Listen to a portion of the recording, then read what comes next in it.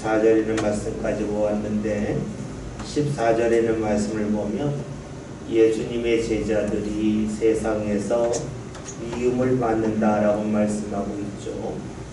왜 미움을 받는가 보았더니 세상에 속하지 않았기 때문이다라고 말씀하셨고, 세상에 속하지 않을 수 있었던 이유는 제자들이 주의 말씀을 받았기 때문이라고 말씀하셨습니다.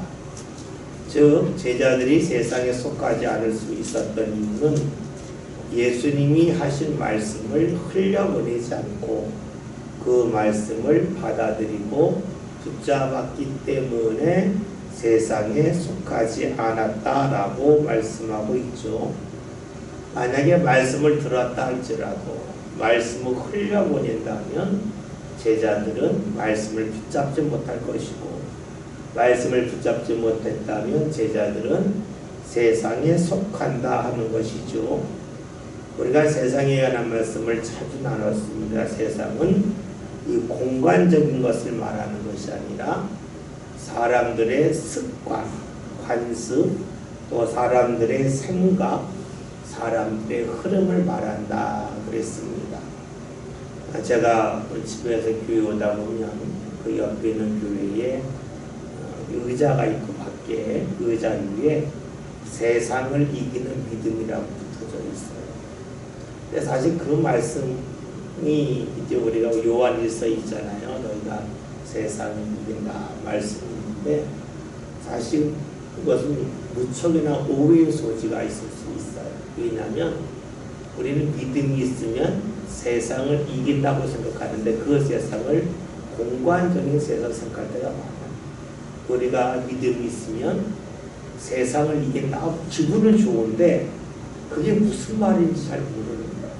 왜냐? 세상을 이긴다고 하면 내가 출세한단 말이냐, 내가 돈을 번단 말이냐, 내가 경쟁에서 이긴단 말이냐, 이런 생각을 하기 쉽다는 거죠.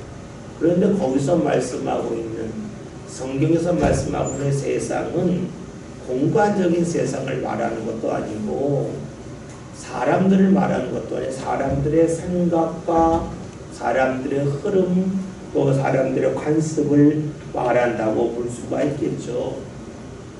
예수님께서 제자들에게 말씀을 주셨습니다.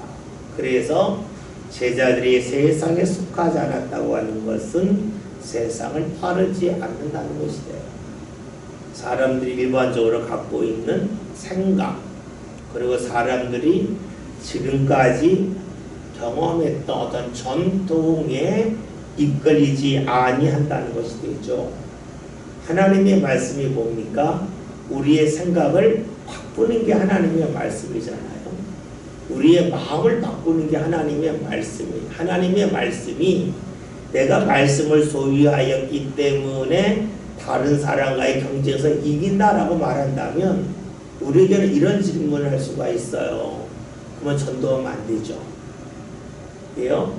다른 사람이 말씀을 읽고 나도 말씀이 있으면 내가 이길 수 있는 대상이 줄어들잖아요.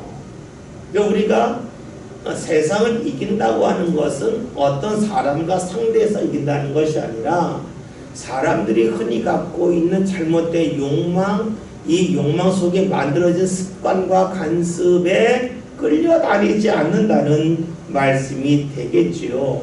우리가 말씀을 붙잡았다고 하는 것은 말씀 때문에 내 삶의 방향이 바뀌었다는 것이고, 삶의 방향이 바뀌었다고 하는 것은 사람들의 흐름을 따라가지 아니한다는 것이 될 겁니다. 혹여나 우리가 이 말씀을 자꾸만 어떤 대상을 이긴다, 네 눈에 보이는 특정한 대상을 이긴다고 여긴다면 그것은 잘못된 것이 되겠죠. 근데 오늘 예수님께서 주신 말씀이 뭡니까? 내가 비웃는 것은 그들을 세상에서 데려가시기를 위함이 아니라 그랬습니다. 앞에서 제자들의 말씀을 받아서 세상에 속하지 않았고 세상에 속하지 않았기 때문에 어려움을 당한다고 말씀하셨는데, 예수님이 어려움을 당하는 제자들로 하여금 이 세상을 떠나서 하나님 앞에 옮겨가는 것을 공간적으로 옮김이 되겠죠. 그것을 위하여 기도하지 아니하셨다라고 말씀하고 있습니다. 주님이 기도하신 건 뭡니까? 어려움 있는 자리에서 그 어려움을 피해가는 것도 아니고 그 어려움에서 벗어나는 것도 아니고 그 어려움을 견디기를 위하여 기도하셨습니다. 그래서 하신 말씀이 뭡니까? 15절 하반절의 말씀을 봤더니 다만 악에 빠지지 않게 보존하시기를 위함이라 그랬습니다. 여러분, 그렇다면 주의 말씀을 듣고 붙잡아서 세상에 속하지 않았는데 이들이 악에 빠진다는 것이 무엇을 말할까요? 말씀을 붙잡고 살다가 힘들기 때문에 말씀을 포기하고 사람들의 흐름을 따라가는 것을 예수님은 악이라고 말씀하고 계십니다. 다시 말하면 악이라고 하는 것은 내가 말씀을 붙잡고 있다가 말씀을 놓는 것을 말해요. 하나님의 뜻을 붙잡고 살다가 하나님의 말씀을 내려놓는 것을 말씀하는 것이죠. 우리가 이 말씀을 이해하기 위해서는 예수님이 하신 말씀 중에 씨 뿌리는 자의 비유에 관한 말씀을 살펴볼 필요가 있어요. 한번 성경 찾아볼까요? 누가복음 8장 5절부터 8절 신약성경 103면입니다. 혹은 104면이 될 수 있겠죠.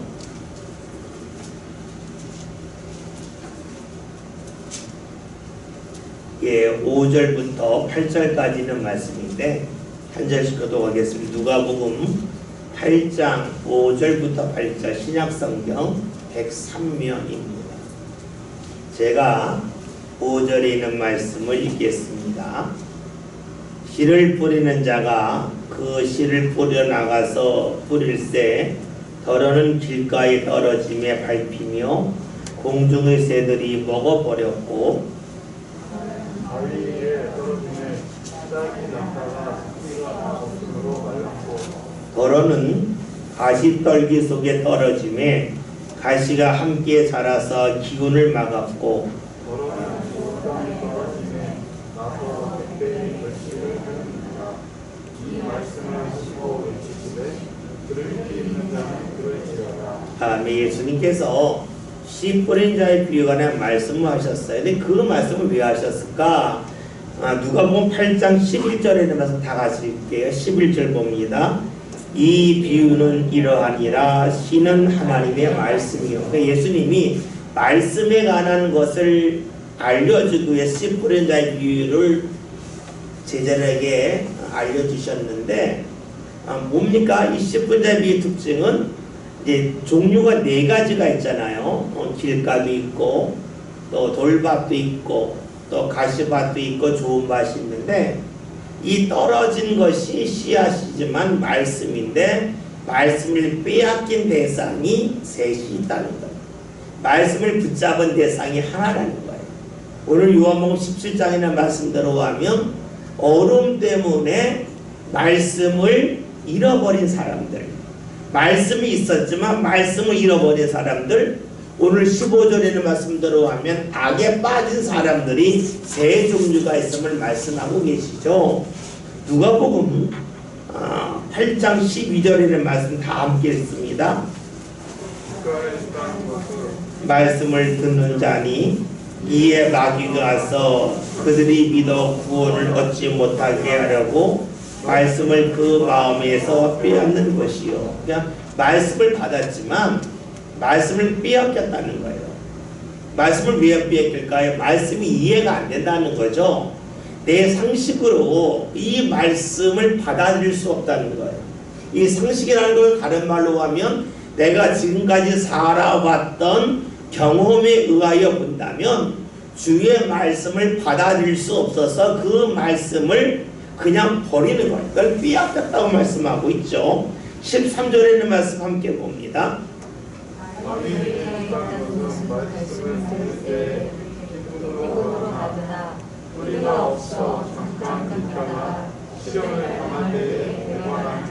아멘. 예수님 말씀하시기를 말씀을 받은 자는 세상에 속하지 않았다 그래요.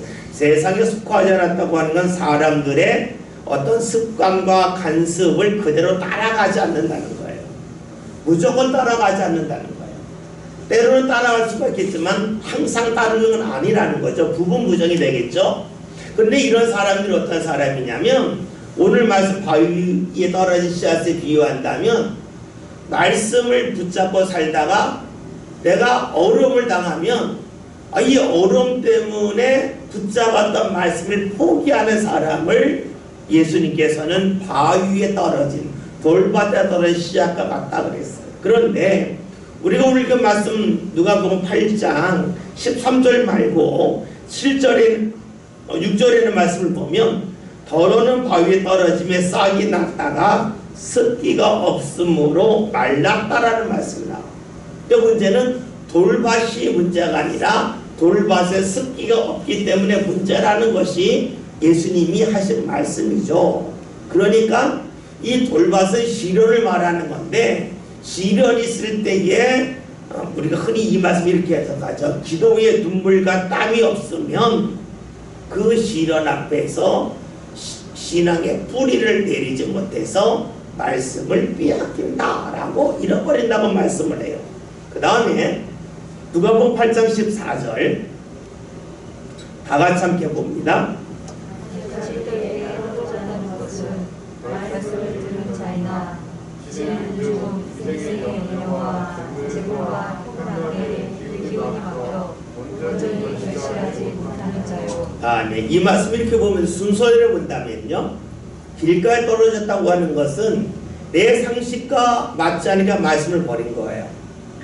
돌밭에 떨어진 사람은 어떤 사람이냐면 바위에 떨어진 사람은 상식과 어긋나는 말씀을 붙잡았지만 삶 가운데 어려움이 생기게 되면 그 어려움 때문에 말씀을 포기하는 삶을 말해요. 그 다음 단계가 뭔가요? 삶의 어려움이 있어도 하나님의 말씀을 붙잡았는데 가시마시아 이거는 여러 가지 유혹, 물질의 유혹 때문에 포기한다는 거죠. 이런 거와 같아요. 우리가 어려울 때에 기도하잖아요. 하나님 의지하고 기도. 어려워도 열심히 기도하는 분이 있어요. 근데 그 기도에서 하나님이 나에게 은혜를 주셨다고 여기는 그 상황에 이를 때가 있어요. 자신의 입으로도 하나님이 내게 복을 주셔서 내 삶이 좀 풍요로워졌다고 고백하는 분이 있어요. 그런데 그 이후에 일어나는 일은 무엇이냐면 하나님의 은혜로 내가 지금 이 자리에 왔다고 하지만 이 자리에 이른 다음에는 하나님을 뒤로하는 사람이 상당히 많습니다. 어려울 땐 기도하고 하나님께 매달렸는데 그 어려움이 지나고 나면 하나님을 뒤로해요. 왜 뒤로하냐 보면 일이 바빠서 그래요. 하는 일이 잘 되니까 내가 하는 일을 통해서 더 많은 것을 얻고자 합니다. 생각해 보세요. 우리가 너무 좀 단순하게 보는 거지만 내가 100만 원씩 벌다가 하나님이 나에게 물질의 복을 주셔서 300만 원을 벌었어요. 그러면은 감사하잖아요. 근데 300만 원을 벌고 나면 어떤 기회가 생기냐면 400만 원, 500만 원 벌 기회가 생겨요.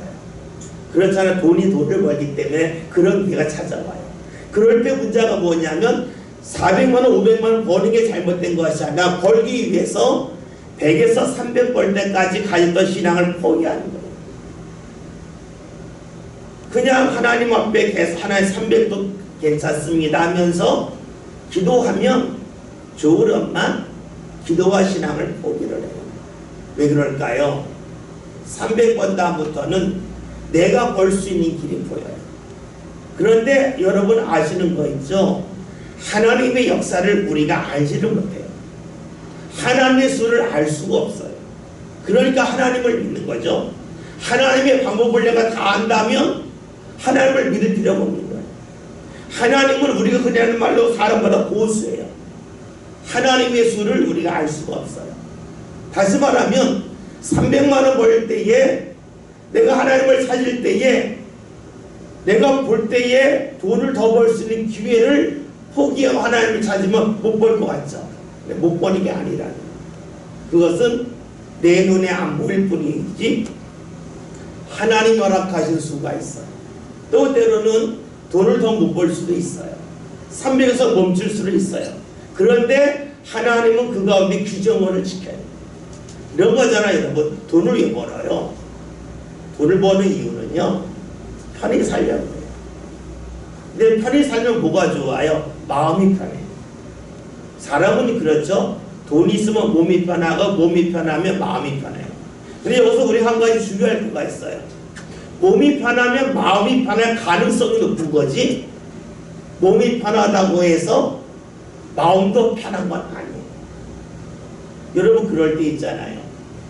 여러분이 자녀하고 물 먹는데 자녀 물 맛있게 먹어요. 맛있게 먹고 나도 그걸 먹고 싶어요.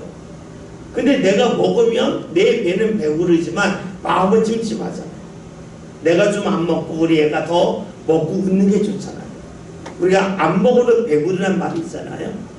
다른 말로 하면 불편한데 편한 게 있고, 편한데 마음이 불편한 게 있어요. 그럼 뭘 택합니까? 우리는 마음이 편하기 위해서 내 몸이 불편함을 느껴요. 이것이 우리의 삶의 모습이에요. 그러면 우리가 300만 원을 하나님의 은혜가 벌었어요. 400, 500에 갈 기회가 있는데 300을 버는 가운데 주를 찾았어요. 그러면 돈이 손해나는 것 같잖아요. 그러나 돈은 손해날는지 모르겠지만 하나님이 그것 때문에 지키시는 돈보다 더 귀한 것이 있어요. 우리가 하나님을 믿고 찾는다고 하는 것은 눈에 보이는 것만 계산하는 게 아니에요. 하나님의 계산은 달라요. 우리가 하나님을 찾을 때에 물질을 더 적게 벌 수도 있고 물질로 줄 수도 있어요. 그러나 하나님이 그걸 줄게 하심을 통해서 내 삶 가운데 다른 데서 부어주실 은혜가 있는데 그것은 돈으로 바꿀 수 없는 은혜를 주셔요. 오늘 말씀, 가시 떨게 떨어지던 사람은 어떤 사람이에요? 하나님의 은혜 받고 나서 내가 더 벌어야지 하는데 초점을 맞추면서 주의 말씀을 알면서도 말씀을 부인하고 버리는 거예요. 그래서 오늘 말씀이 이생의 염려와 재물과 향락의 기운이 막혀서 온전히 결실하지 못한다 라고 말씀하고 있습니다.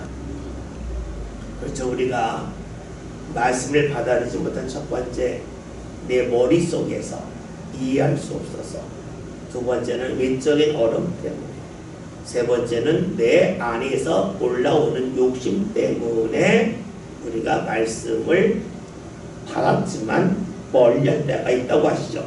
근데 예수님은 제자들을 위하여 어떤 기도 하셨냐면, 말씀을 듣고 어렵지만 그 어려움에서 하나님께서 이들을 거두어 가시는 것이 아니라 거기서 보존해 달라, 그들을 견디게 해달라고 기도하고 계십니다.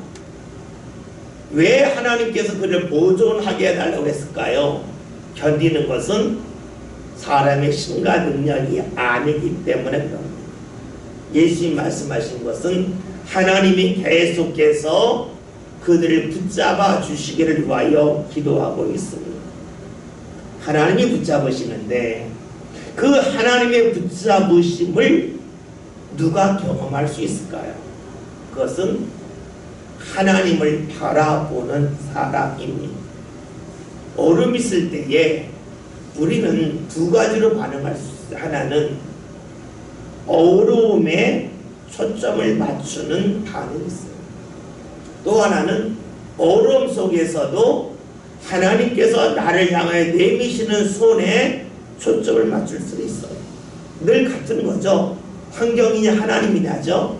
그런데 환경이나 하나님이나 할 때에 어려울 때에 어려움에 초점을 맞추는 환경, 또 하나 뭡니까?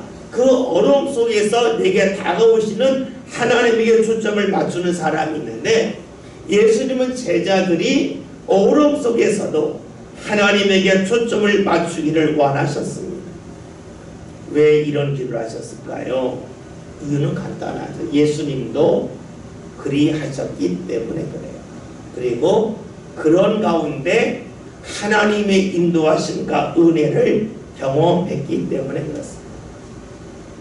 예수님은 우리가 사도행전 1장에 아주 유명한 말씀이 있죠. 예수님이 향하시고 가르치셨다. 한번 찾을까요? 사도행전 1장 1절.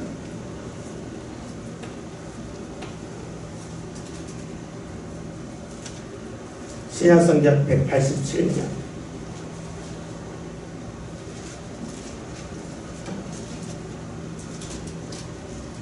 말씀 다 하셨습니다. 데오빌로요, 내가 먼저 쓴 글에는 우리 예수께서 행하시며 가르치시기를 시작하신부터. 예수님의 특징이 뭐예요? 가르치심이 머리에서 나온 것이 아니라 행하시고 가르치십니다. 즉 자신이 경험한 것을 가지고 말씀을 하신 거예요. 본인이 먼저 하나님의 뜻 가운데 살면 어떤 일이나 어려움이 있다 아셨어요. 그러나 하나님께서 그 어려움 속에서도 보존해 주심을 경험했어요. 그렇기 때문에 기도함에 있어서도 하나님, 제가 경험했듯이 제자들도 하나님을 붙잡게 해주세요. 그리고 하나님을 붙잡는 가운데 어려움이 딸지라도 하나님이 지키심을 이들이 경험하기를 원합니다라고 기도하고 있습니다. 그러니까 예수님이 하시는 말씀은 본인이 행하시고 행하시고 말씀하신 것이기 때문에 보다 확신 있게 하나님 앞에 구하고 있죠. 16절에는 말씀 다 같이 읽습니다. 요한복음 17장 16절. 내가 세상에 속하지 아니한 것이 그들도 세상에 속하지 아니하였으나. 아멘. 이 세상을 자꾸 반복해서 말씀, 이거 공간을 보면 안 됩니다.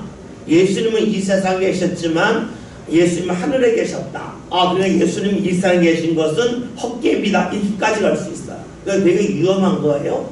예수님이 세상에 속하지 않았다는 것은 예수님의 몸은 이 세상 공간에 있었지만 예수님의 삶의 기준은 이 세상에 속하지 않고 사람들의 어떤 관습과 사람들의 어떤 가치관에 속하지 않고 철저하게 하나님께 속했음을 말씀하고 있죠. 사람의 관습이 무엇일까요? 사람의 관습은요, 오랫동안 사람들이 살아오면서 경험한 가운데 만들어지는 거예요. 전통이에요. 이 전통은 특징이 있죠. 상황이 바뀌면 전통은 무너지게 돼 있어요. 상황이 같을 때에 전통이 필요한 거예요. 상황이 달라지면 더 이상 전통이 필요하지가 않습니다. 바뀝니다. 여러분 그렇잖아요. 우리나라에서 예전에 연탄을 떼던 시절이 있죠. 연탄이 떼던 시절에는 사람들이 연탄을 다 손으로 옮겼고 미역거도 옮겼어요. 그러니까 사람만 들어갈 수 있으면 되고 니역가만 들어가면 되는 길이면 좋겠어요. 그러나 이제는 사람들이 연탄을 떼지 않아요.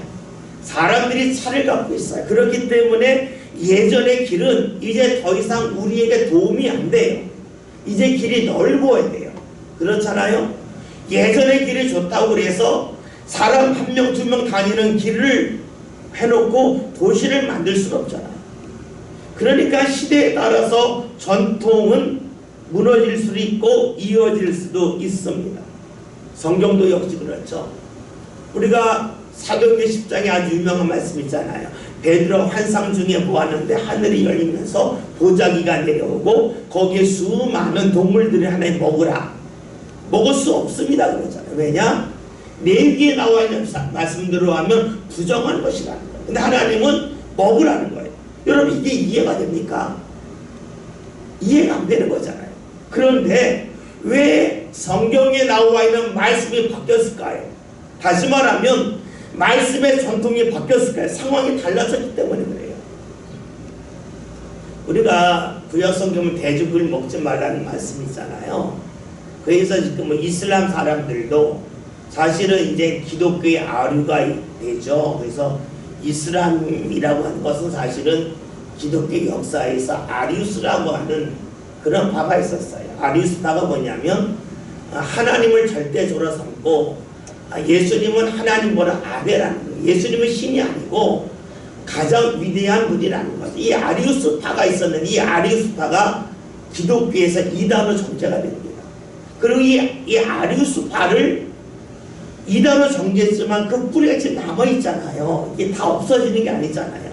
그 뿌리와 관련된 것이 바로 나온 게 이슬람. 그러니까 이슬람에서는 그들이 말 알라만 유일한 신이고 나머지 신이 없다 그러죠. 마호메스는 최고의 위대한 어떠한 사도다, 선지자라고 말하죠. 이게 사실은 아리우스파라고 하는 그 기독교 역사의 이단으로 정죄된 것을 그들이 채우면서 만든 것이 이슬람이거든요.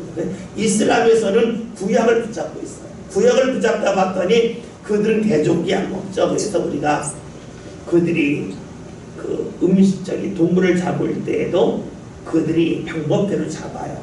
그래 먹어요. 이스라엘 사람들도 그런 식으로 하는 식당이 있어요. 그래서 그런 식당에서 먹어요. 그런데 그 구약에서 나오는 말씀에 돼지고기를 먹지 말라는 말씀이 있잖아요. 이건 돼지고기 먹잖아요. 그 구약이 위반인가 아닌가 할 수 있어요. 그런데 우리가 사실 성경에 나와 있는 말씀을 우리가 일권이 있지만 그 당시 상황은 모르잖아요. 근데 인류학자들은 이런 이야기를 해요. 왜 하나님께서 이스라엘이 광야를 지날 때에 돼지고기를 먹지 말라고 하냐. 이게 성경에서는 먹지 말라고만 했지 이유를 설명하지 않잖아요. 근데 인류학자들이 이렇게 설명을 해요. 여러분 소는요 사람도 먹는 게 겹치지 않습니다. 소는 풀을 먹잖아요. 잡풀을 먹잖아요. 근데 돼지고기는요 여러분 돼지는 아시겠지만 사람이 먹다 남은 밥이나 빵 다 먹죠. 그러니까 돼지의 특징은 사람과 먹는 게 일치하는 부분이 있어요. 물론 돼지는 원래 습한 데에서 살아야 돼요. 돼지는 여러분 아시는 것처럼 자기가 뭐 우물 뱉어놓고 그만큼 징글잖아요. 예? 그런데 사실 광야에서는 그럴 일이 없어요. 돼지 키울 수도 없어요. 그런데 왜 돼지고기를 먹지 말라고 하냐면 이스라엘 사람이 약속의 땅에 들어갔을 때에 거기는 좀 풀도 있고 또 물도 있는 돼지를 키우게 되면 사람이 먹는 음식을 돼지에게 준단 말이에요. 누가요? 부자들. 부자들이 고기를 먹고 싶은 욕심이 들어서 사람이 먹을 음식 가난한 사람들에게 빵구석을 나눠주는데 그 빵구석을 나눠주지 않고 돼지에게 준단 말이에요. 왜냐하면 내가 고기를 먹고 싶어서. 그러면 어떻게 되겠어요? 가난한 사람들에게 나눠줄 음식들이 한 사람이 돼지 고기를 먹고 싶은 욕심 때문에 그리로 간단 말이에요. 그러니까 주님께 그걸 미리 차단했다는 거죠. 돼지고기를 먹는 것이 잘못된 것이 아니라 돼지를 키우면서 돼지가 먹는 음식들이 사람이 먹는 음식과 일치하는 부분이 있기 때문에 사람에게 나눠줄 음식을 나눠주지 않고 베풀지 않고 돼지에게 줌을 통해서 때로는 빼앗아서 돼지에게 줌을 통해서 고기를 먹고자 하는 그 욕심, 그걸 이미 막기 위해서 하나님이 그런 명령을 내는 건 아니겠느냐 하는 인류학자들의 해석도 있어요. 그러면 우리는 질문할 게 있잖아요. 광야가 아니라면, 그리고 사람들이 초대교회 특징이 있잖아요. 자신들의 재산을 가져와서 같이 나눠 쓰잖아요. 가난한 사람과 부자가 같이 나눠 쓰잖아요. 더 먹는 자도 없고 늦게 먹는 자도 없죠. 우리가 고린도전서에서 나오는 말씀이 이런 거잖아요. 그 교회에서 함께 같이 이제 성찬을 하죠. 애찬을 하죠. 지금처럼 이렇게 빵 분배하는 게 아니라 음식을 싸가지고 와서 예수님의 최후의 만찬을 다시 한번 하는 거예요. 그러다 보니까 음식을 가져온다고요. 음식을 가져오는데 어떤 문제가 생기냐면 교회에서 귀족도 있고 가난한 사람도 있고 노예들도 있어요. 그러면 여러분 부자들은 일찍 올 거고 그리고 가난한 사람은 늦게 올 거예요. 일을 늦게 하다가 잔업하다 올 거 아니에요. 잔업하러 왔는데 그냥 먼저 성찬을 해버리는 거예요. 그러니까 부자는 다 먹고 가난한 사람은 못 먹어요. 이것에 관하여 사도 바울이 고린도교를 꾸짖고 있잖아요. 야, 너희가 집에서 먹을 것이 없어서 교회에서 먹냐? 그거 아니지 않냐? 기다렸다 같이 먹어라. 그 말씀이거든요. 그러면 초대교회에서 나눠 먹었어요. 나눠 먹기 때문에 사람에게 줄 음식을 돼지에게 줄 필요가 없어져요. 그러면 돼지고기 먹는 거가 문제가 안 됩니다. 왜냐하면 돼지고기를 먹지 말라고 했던 이유가 사라졌기 때문에. 그러니까는 주님께서 베드로에게 주시는 말씀이 야 내가 거룩하라고 하는 걸 네가 왜 부정을 하느냐 라고 말씀하시는 거잖아요. 뭐예요? 상황이 바뀌니까 주님께서 주셨던 말씀 중에 일부는 없어집니다. 여러분 이해되죠? 성경에는 말씀 중에는 모든 이에게 주는 말씀이 있고 개인에게 주는 말씀이 있잖아요. 전에 베드로가 성전에 들어가다가 앉아있는 걷지 못하면서 일어나라 했잖아요. 예수 이름으로 일어나라 했잖아요. 근데 우리가 이 말씀을 가지고 아무에게나 쓰면 안 되는 거예요. 이거는 베드로가 그에게 준 말씀이잖아요. 그러면 성경의 말씀 중에는 특정한 사람에게 주신 말씀도 있고 때로는 특정한 시대에 주신 말씀도 있어요. 내 특정한 시대에 주신 말씀이라고 하는 것은 상황이 계속 유지되면 그 말씀도 유효한 것이고 상황이 바뀌면 전통이 바뀌듯이 그 말씀도 없어질 수 있어요. 우리가 이런 말 있잖아요. 손가락 달을 가리켰어요. 손가락 달을 가리켰으면 손가락에 달을 봐야 되죠. 손가락을 보면 문자가 되죠. 그러면 손가락과 달에서 손가락과 달이 무엇일까요? 달은 하나님의 뜻이에요. 손가락은 하나님의 말씀이에요. 그러니까 우리가 말씀에만 매달리는 거 문제가 돼요. 말씀을 통해서 주의 뜻을 보는 게 중요하죠. 그러니까 베드로가 지금 사도행전 10장에서 뭘 본 거예요? 손가락을 본 거죠. 주님이 이거 먹어라.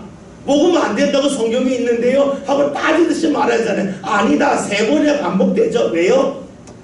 베드로는 손가락을 본 것이지 달을 본 게 아니에요.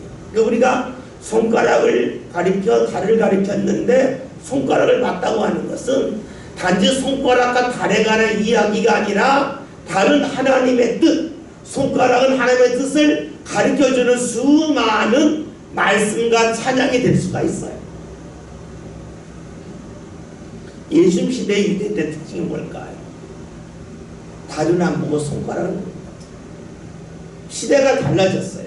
상황이 달라졌어요. 그런데 과거에 매달리는 것이 됩니다. 예수님은 세상에 속하지 않으셨다고 말씀해요. 세상에 속하지 않았다고 하는 것은 다른 말씀을 한다면 어제 지났던 신앙의 방법을 오늘 꼭 붙잡으려고 하지 않았다는 거예요. 신앙의 방법을 바꿀 수 있다는 거예요. 왜요? 하나님이 감동을 주시고 하나님이 인도하시면 따라 움직인다는 것이 바로 세상에 속하지 않는 것이에요. 제자들이 세상에 속하지 않았다고 하는 것은 내가 알고 있는 말씀을 달달달달 외워서 그대로 사는 것이 아니라 말씀은 알고 있지만 하나님이 내게 감동을 주실 때에 내가 붙잡아야 될 말씀, 가까이 될 말씀을 분별할 줄 알았다는 뜻이 됩니다. 그러니까 우리가 세상에 속하지 않았다는 이 말씀이 그냥 쉬운 말씀은 아니에요. 이 말씀은 하나님에 대하여 성령에 대하여 아주 예민한 자에게 주시는 말씀이라고 볼 수가 있습니다. 예수님이 원하시는 것은 제자들이 세상에 속하였기 때문에 어렵지만 이 어려움 속에서도 예수님처럼 세상에 속하지 않기를 원하셨습니다. 어려움이 있어도 계속해서 하나님의 말씀과 뜻을 붙잡기를 원했습니다. 우리가 습관적으로 알고 있다고 하는 것은 다른 말은 편하다는 거죠. 습관대로 살면 편한 거예요. 내가 지금까지 살아왔던 방법대로 살면 편한 거예요. 그런데 예수님은 그렇게 살지 말라는 거예요. 그것은 무엇이냐면 하나님을 계속 주목하지 않고 하나님께 과거에 들었던 말씀에 매달린다 하는 것을 말씀하고 있습니다. 17절 말씀부터 다시 한번 설명드릴게요. 17절 말씀 봅니다. 17절 요한복음 17장 17절 그들을 진리로 거룩하게 하옵소서. 아버지의 말씀은 진리니라. 아멘. 예수님 하신 말씀이 하나님의 말씀이 진리라 그랬어요. 진리. 하나님의 말씀은 진리입니다. 그런데 하나님의 말씀은 진리이지만 때로는 주의 말씀이 변할 수도 있어요. 앞뒤가 안 맞죠? 이렇게 생각해 봅시다. 태양이 있어요. 태양은 늘 같아요. 그쵸? 빛을 발하고 그리고 열을 우리에게 줘요. 근데 우리는 지구와 같아요. 지구는 늘 태양 주위를 돕니다. 태양 중심으로 거기서 늘 이렇게 살아갑니다. 그런데 지구에서 태양을 바라볼 때에 태양이 우리에게 주는 빛이 늘 일정하지 않습니다. 그렇죠? 빛의 각도가 다르고 열이 다르죠. 왜요? 지구가 돌기 때문에 계절에 따라서 태양 빛이 우리에게 비추는 시간도 다르고 각도로 다르고 또 열도 다릅니다. 그렇다고 해서 태양이 잘못하는 건 아니에요. 지구가 잘못하는 것도 아니에요. 지구는 지구예요. 태양은 태양이에요. 그러나 똑같이 돼야지만 우리의 모습이 다르기 때문에 우리의 그림자가 달라져요. 하나님은 똑같아요. 그러나 우리의 삶이 늘 바뀌기 때문에 우리가 바라보는 하나님도 때로는 내가 몸을 틀어야만 하나님을 제대로 바라볼 수가 있어요. 나는 일정한 자세를 취할 거야. 그것이 이 지구에 사는 우리에게는 틀린 거예요. 마음은 같지만 자세는 달라져요. 그래서 성경에는요, 말씀이 앞뒤가 안 맞는 말씀이 나오기도 해요. 그 대표적인 말씀이 뭐냐면 이사야 2장에는 말씀과 요엘 3장에 있는 말씀입니다. 이사야 2장 한번 찾을게요. 구약 969면이에요.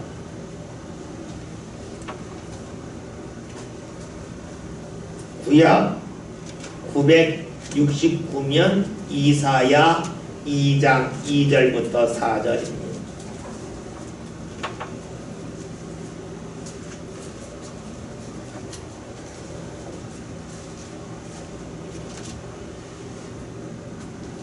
예, 말씀 한 절씩도 제가 2절 읽겠습니다. 말이래 여호와의 전의 산이 모든 산 꼭대기에 굳게 설 것이요 모든 작은 산 위에 뛰어나리니 만방이 그리로 모여들 것이라.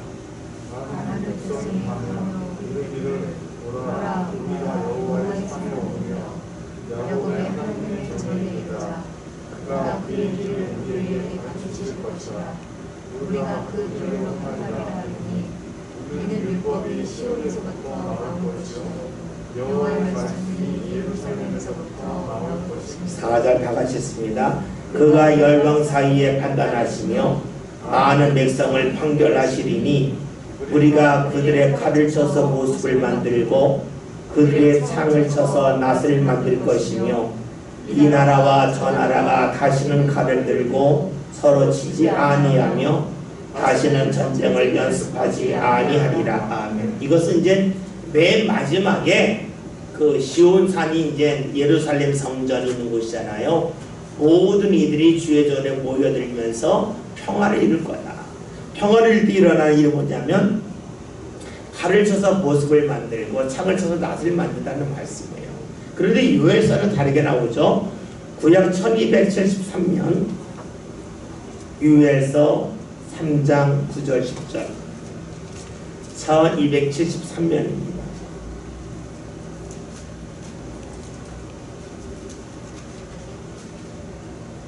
말씀 요엘서 3장 9절 10절 구약 1273년 예, 찾으신 줄 알고요. 3장 9절의 말씀 잘 읽고 여러분 10절 있습니다. 너희는 모든 민족에 이렇게 널리 선포할지어다. 너희는 전쟁을 준비하고 용사를 격려하고 병사로 다 가까이 나와서 올라오게 할지어다. 너희는 모습을 쳐서 하늘을 만들지어다. 나는 쳐서 창을 만들지어다. 약한 자로 이르기를 나는 강하다 할지어다. 아멘. 거꾸로 나오죠. 모습을 가지고 칼을 만들고 낫을 가지고 창을 만들려고 나와요. 말씀이 다르죠. 그런데 말씀은 다르지만 앞에 있는 내용은 달라요. 왜냐하면 이사야서, 이게 미가서 똑같이 나오는 말씀인데요. 이사야와 미가 같은 시대에 있었기 때문에 이 말씀이 있어요. 이때의 특징이 뭐냐면 하나님이 다스리를 그때가 된다는 거예요. 그러면 사람들이 더 이상 무기가 필요 없으니까 무기가 농기구를 만든다는 건데, 요엘서 있는 말씀은 전쟁과 남았습니다. 그러니까 어떻게 해요?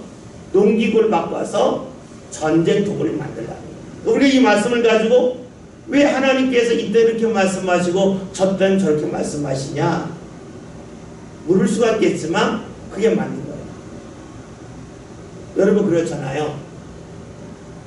제가 예전에 이런 생각을 해본 적이 있어요. 여러분 겨울에는요 그림자가 길죠. 그렇죠? 해가 머리에 뜨지 않고 옆에 뜨잖아요. 겨울의 특징이 뭐냐면 해가 떠서요 각도가 이렇게 길기 때문에 창을 열면 볕이요 방 안에까지 들어와요. 들어오는 시간은 짧지만 해가 머리에 뜨지 않고 앞에 뜨기 때문에 해가 이렇게 길게 들어오잖아요. 그런데 여름은 어떻게 돼요? 해가 위에 뜨니까 그림자가 바로 위에 있어서 볕이 집에 안 들어오죠. 근데 거꾸로에 만약에 멀리서 비추는 빛이 강해서 이 약해서 이렇게 여름에 빛이 이렇게 길게 들어온다고 생각해 보세요. 그럼 더워 못 살잖아요. 하나님께서 겨울에는 추우니까 어떻게 해가 멀리서 비춰서 아래까지 쭉 비추게 하시고, 여름에 더우니까 집 안에까지 안 들어오게끔 위에서 비추게 해주시잖아요. 해는 똑같아요. 그런데 하나님이 그렇게 하실 때는 이유가 있는 거예요. 주의 말씀이 여러분 때로는 다를 수가 있어요. 근데 다른 이유가 무엇일까요? 그것이 우리에게 적절하기 때문이에요. 우리가 주의 말씀이 왜 다르냐? 우리에게 적절하게 하시기 위함이에요. 해와 지구의 관계를 보면 우리가 쉽게 이해할 수가 있어요. 그러면 우리에게 필요한 것이 무엇일까요? 이게 어려운 거예요. 성경에는요 말씀이 늘 일치하진 않습니다. 어떤 분은 성경은 100%다 일치한다고 해서 성경 읽으면 안 그래요. 일치하지 않습니다. 일치하지 않은 것은 무엇을 말하냐면 잘못됐다는 게 아니에요. 일치하지 않는다는 것은 하나님이 우리의 모든 상황을 존중하고 계시다는 거예요. 그렇잖아요. 하나님께서 우리의 상황을 존중하지 않으면 똑같이 돼야 돼요. 여러분 사람을 대할 때에 우리가 기계음이죠. 기계음의 특징은요 내가 슬프든 기쁘든 똑같은 소리를 냅니다. 기계음에는 감정이 없습니다. 일정합니다. 그러나 사람은 그렇게 하지 않습니다. 사람은 누군가 슬프면 거기에 맞춰서 대응합니다. 누군가 기쁘면 거기에 맞춰 대응합니다. 여러분 하나님이 우리를 대하실 때에 우리를 존중해 주셔요. 그러기에 우리의 상황에 맞게끔 말씀을 주시는 거예요. 상황에 말씀을 주신다고 하는 것은 하나님이 잘못됐다는 것이 아니라 하나님이 우리를 사랑하시기 때문에 그런 거예요. 그런데 우리가 그걸 쏙 빼놓고 왜 요엘과 이사야의 말씀을 달러야 한다면 앞에서 언급했던 손가락 달을 가리키는데 달을 안 보고 손가락만 보는 거예요. 말씀은 하나님의 마음과 뜻을 우리에게 알려주셔요. 앞에서 언급했던 이스라엘 광야를 지날 때에 그리고 욕심에 가득 찰 때에는 대죽구멍 나는 거예요. 그런 신약시대에 와서는 괜찮다. 왜요? 전통이 달라졌기 때문에, 상황이 달라졌기 때문에 그래요. 이것은 하나님이 잘못됐다는 것이 아니라 우리를 존중해 주시는 거예요. 우리가 어린아이 대할 때의 말투가 청년이 됐을 때 말투가 똑같지 않잖아요. 그에게 맡기는 것도 다르잖아요. 그와 함께 갈 수 있는 장소로 달라지잖아요. 그것이 그를 존중하는 거예요. 하나님이 우리를 그렇게 하세요. 여러분 성경의 말씀 17절에서 하반절에 하나님의 말씀은 진리라고 말씀하고 있어요. 근데 문제는 성경에 말씀이 많이 있는데 내가 어떤 말씀에 끌림을 받을 수 있을까, 이게 중요해지죠. 그래서 우리에게 필요한 것이 말씀만이 아니라 말씀을 읽는 우리들이 얼마나 성령의 인도를 받아서 우리의 마음이 하나님의 말씀 어느 부분을 갈 거냐, 이게 중요한 거예요. 그렇잖아요. 창을 쳐서 낫을 만들지, 낫을 쳐서 창을 만들지, 뭘 붙잡을지 모르잖아요. 우리는. 성경에 두 말씀이 다 있으니까. 그러니까 우리가 성경을 읽을 때에 성경 공부만 하면 안 되는 이유 중에 하나가 뭐냐면 성경에 모순된 부분이 있어요. 모순은 아니지만 모순된 것처럼 보이는 부분이 있어요. 그래서 우리가 기도하고 성령의 인도를 받아서 우리 때에 무엇을 붙잡아야 될지 주의 인도를 받는 것이 그 무엇보다 소중합니다. 예수님 주신 말씀이 하나님의 말씀은 진리입니다. 그런데 그 앞에 17절 앞에 그들을 진리로 거룩하게 해달라고 말씀해요. 하나님의 말씀을 통해서 이들이 거룩하게 됩니다. 거룩하다는 말씀을 우리가 11절에 보았죠. 거룩하신 아버지요. 거룩은 구별된다, 나눠진다 하는 뜻이라 그랬죠. 그러니까 진리의 말씀을 통해서 예수님과 함께 했던 제자들이 세상 사람들과 구별되기를 위하여 기도하고 있어요. 구별된다고 하는 것은 진리의 말씀이 있어야 되는데 말씀을 흘려보내지 않기를, 그리고 주의 말씀을 제대로 붙잡기 위하여 예수님이 기도하고 계십니다. 우리가 신앙생활 할 때에 말씀이 중요할까요? 말씀을 통해서 우리가 거룩해지기 때문에 그렇습니다. 주님이 우리에게 원하시는 것은 말씀을 흘려듣지 않는 것이고, 말씀을 흘려듣지 않는다고 하는 것은 우리에게 지구에 살면서 봄, 여름, 가을, 겨울이 있고 아침, 점심, 저녁, 밤이 있잖아요. 해가 비치는 각도가 다 다르잖아요. 양도 다르고 열도 다르잖아요.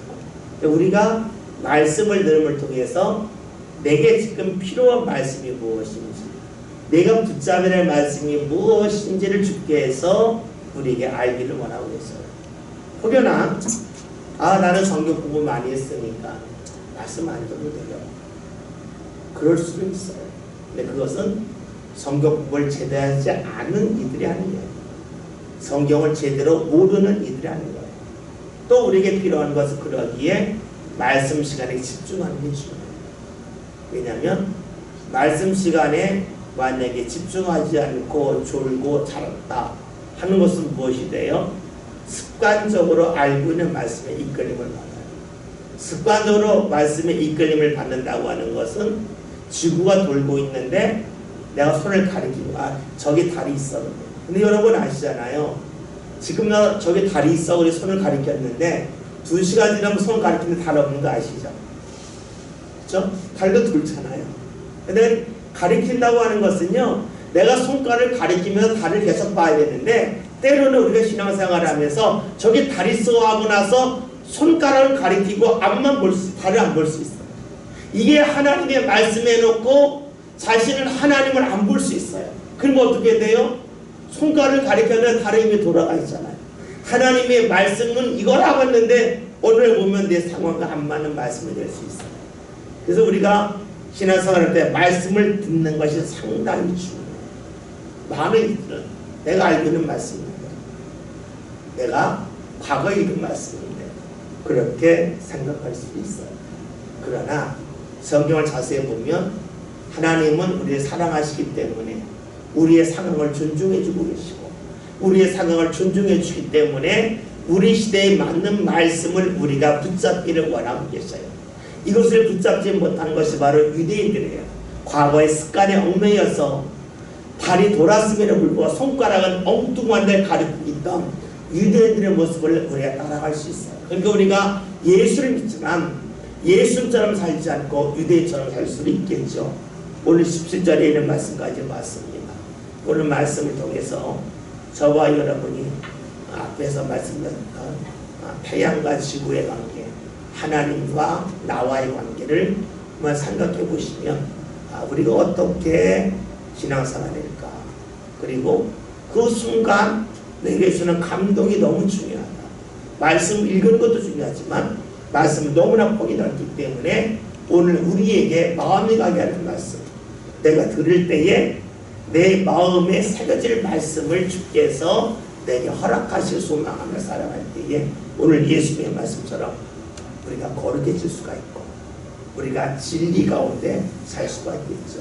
그런 저와 여러분이 꼭 되시길 바라며 기도합니다.